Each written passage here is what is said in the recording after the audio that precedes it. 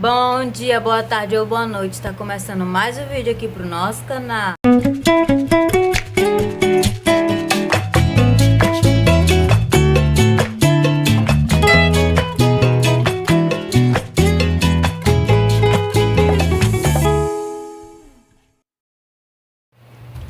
Então, gente, antes de começar o vídeo, eu peço a você que ainda não é inscrito que se inscreva no canal. Você que é novo ou nova por aqui, seja muito bem-vindo ou muito bem-vinda. Não se esqueça de deixar o like, tá, gente? E bora lá pro vídeo. Então, gente, o vídeo de hoje eu vou fazer um penteadinho no meu cabelo aqui pra vocês. E vocês vão estar vendo aí como é que eu faço o penteado. Gente, eu tô gravando esse vídeo no mesmo dia que eu gravei o das plantas. Por quê? Porque amanhã vai ser um dia muito corrido e eu não vou conseguir gravar, então eu já tô logo gravando outro. Então eu já tomei um banho, vim lá das plantas, já tomei um banho, lavei o cabelo, né? Que eu tenho que lavar, né? Já tava sujo já. E é isso, gente. Eu vim. Gente, eu vou fazer o penteado com cabelo molhado, porque pra mim é mais fácil porque eu tenho um cabelo muito grande. Mas depois que eu fizer, tipo assim, quem quiser fazer também com cabelo molhado, depois que terminar de fazer, secar com secador, entendeu? Eu acho melhor assim, entendeu? Então é isso.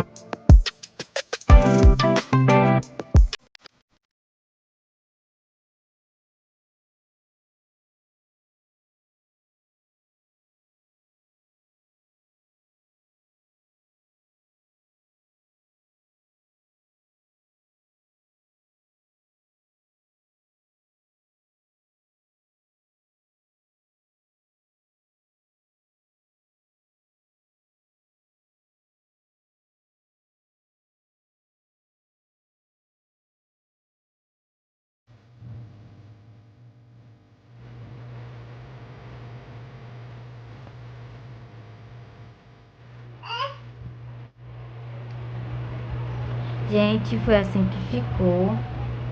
Eu inventei esse penteado, tá, gente? Mas eu gostei bastante, tá? Bastante. Eu amei esse penteado, né?